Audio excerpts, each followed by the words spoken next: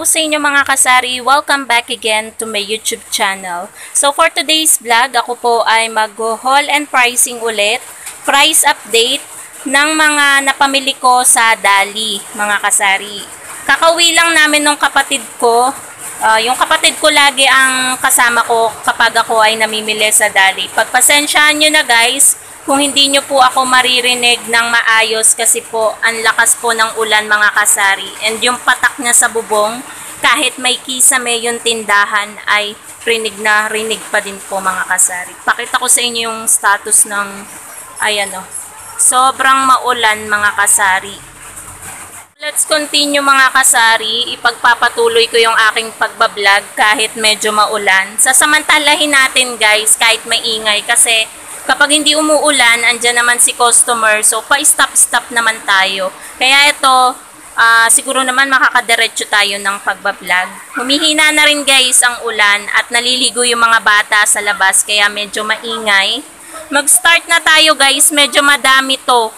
Medyo madami tong napamili ko sa Dali. At kulang pa nga to mga kasari. Ang daming hindi available at mamaya pa daw ang dating ng delivery sa kanila.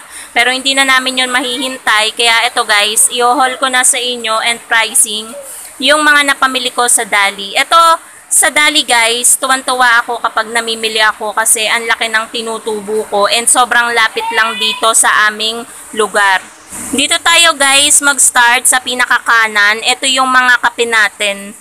Tag-isang tie po yan ng Kopiko Brown and Kopiko Blanca. Ayan guys ay murang-mura sa Dali. I-compare nyo sa ibang mga napapamilihan nyo, nasa 120 plus na yung halaga ng isang tie ng Kopiko. Pero sa Dali guys, although nagtaas siya pero hindi sobrang laki mga kasari kasi 112.50 yung halaga ng isang tie. So meron pa rin talaga akong tubo kahit 13 yung aking bentahan. And then dumampot din ako or bumili din ako ng ayan guys, 5 twin pack ng Great Taste Choco, pang 13 din yan mga kasari. At ang halaga niyang Great Taste Choco is 53.75, pumapatak 10.75 yung isang twin pack. Sana guys, naririnig nyo ko. And then sa Milo naman po, 9 or 9 pesos ang aking bentahan.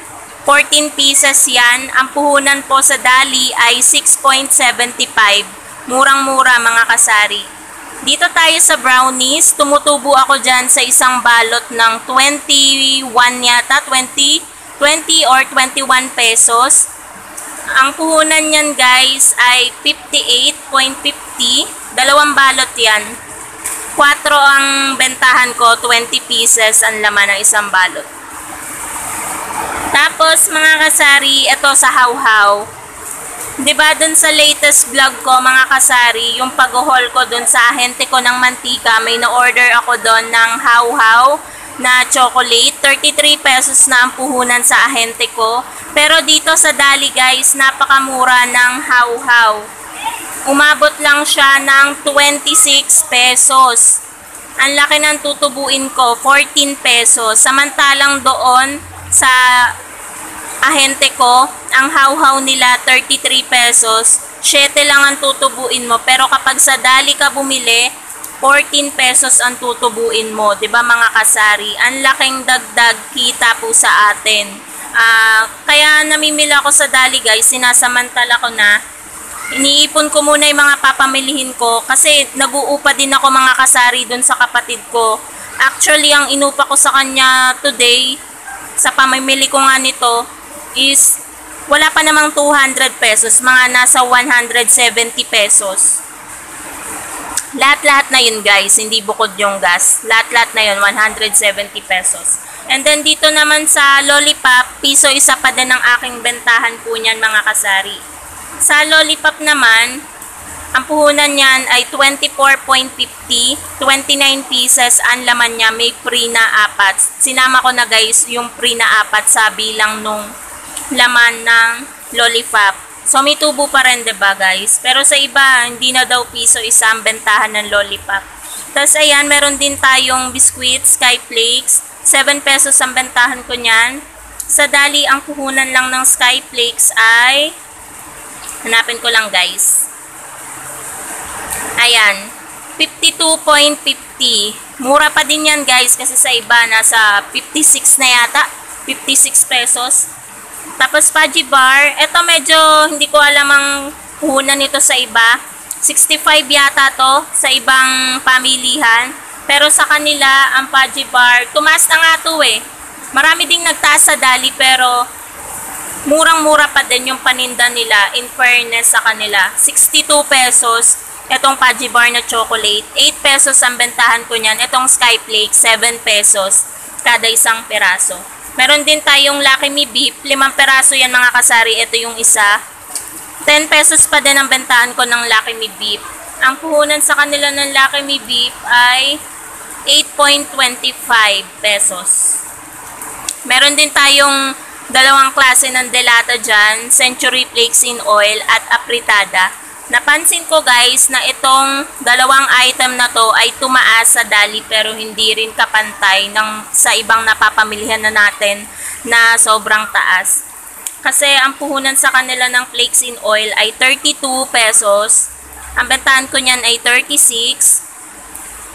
Ito guys, 30 pesos ang aking bentahan. Ang puhunan na sa kanila ay 26.50.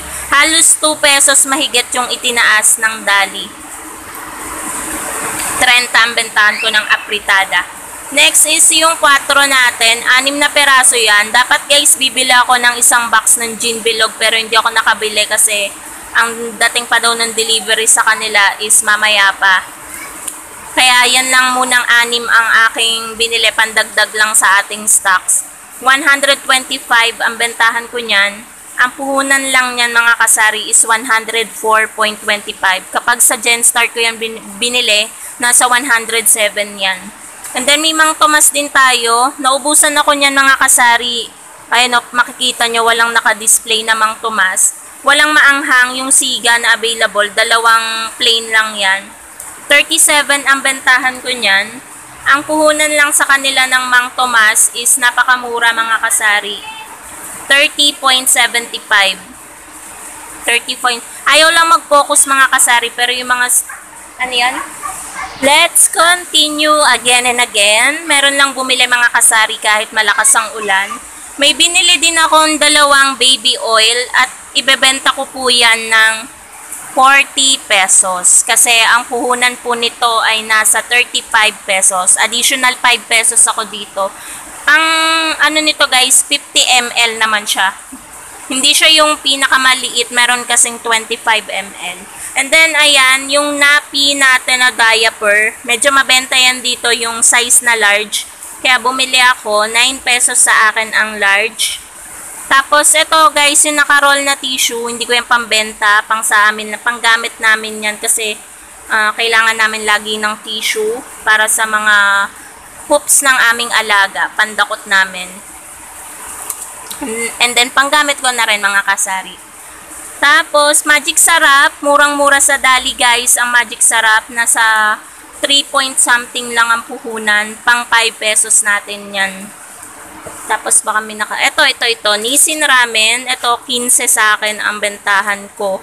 Ang puhunan lang yan sa kanila ay 12.75. Pero sa ibang wholesaler, nasa 13 point something na siya. Magkano lang tutubuin ko kapag sa kanila ko binili. Sa Dali ko siya binili. Tapos, Mr. Chips. Although nagtaas siya sa Dali, 4 point something lang yan dati, pero ngayon, eksaktong 5 pesos na ang puhunan. Murang-mura pa din guys. 7 pesos ang aking bentahan. Mantak nyo, tumubo pa ako sa maliit na chicherya ng 2 piso, ba? Diba? Bihirang-bihira na yun guys, yung tutubo ko ng 2 piso sa isang chicherya. Sa Dali ko lang yan nararanasan ngayon. And then, eto sa sabon, eto guys, murang-mura din sa Dali kasi nasa 4.75 ang puhunan niya nitong Kala na 45 grams. Pang sais ko yan mga kasari. And then ito, napahanga din ako dito guys. Sa Silka na 65 grams. Ito, nasa 17 pesos na puhunan nito sa ibang pinamimilihan ko. Pang 20 ko pa rin siya. Pero sa Dali, magkano lang ang puhunan niya guys? 15.75. Diba? Medyo ang laki rin ng diferensya. And then sa Safeguard, ang puhunan ng Safeguard is 16.75. Nasa 17 din yan sa ibang pamilihan or wholesaler. Pero ayan, 20 parehas ang bentahan ko niyan. So, eto, may tinapay din tayo guys. Malaki din ang tinutubo ko dyan. Pang 45 pesos ko yung tinapay. Tatlo lang yung aking binili ngayon sa Dali kasi nung nakaraan.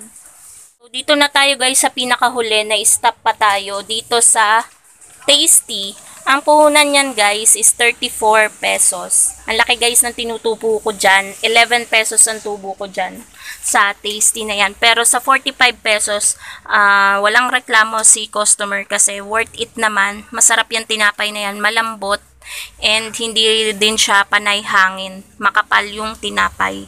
So yan lang guys yung mga groceries na napamili ko worth 2,448.25 sa Dali.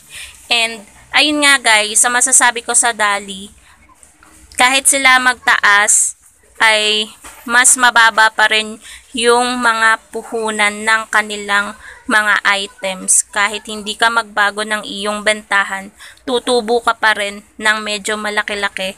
Unlike sa ibang mga grocery store, wholesaler, supermarkets na iyong napapamilihan. So, yan guys ang masasabi ko sa Dali. Malaki ang tinutubo ko sa kanila. Pero hindi naman as in, biglang magiging milyonaryo ka na. Ibig ko sabihin, medyo lalaki lang ng konti yung iyong tutubuin. So, dito ko na rin tatapusin mga kasari itong aking video for today kasi aayusin ko pa tong mga groceries na to, i-display ko. At kung nagustuhan nyo guys itong aking pag-haul and pricing ng mga groceries from Dali, don't forget to like, comment, share, and subscribe to my YouTube channel at pakihit na rin po ang notification bell para always po kayong updated sa susunod ko pang video. Bye guys! Keep safe everyone! Bye!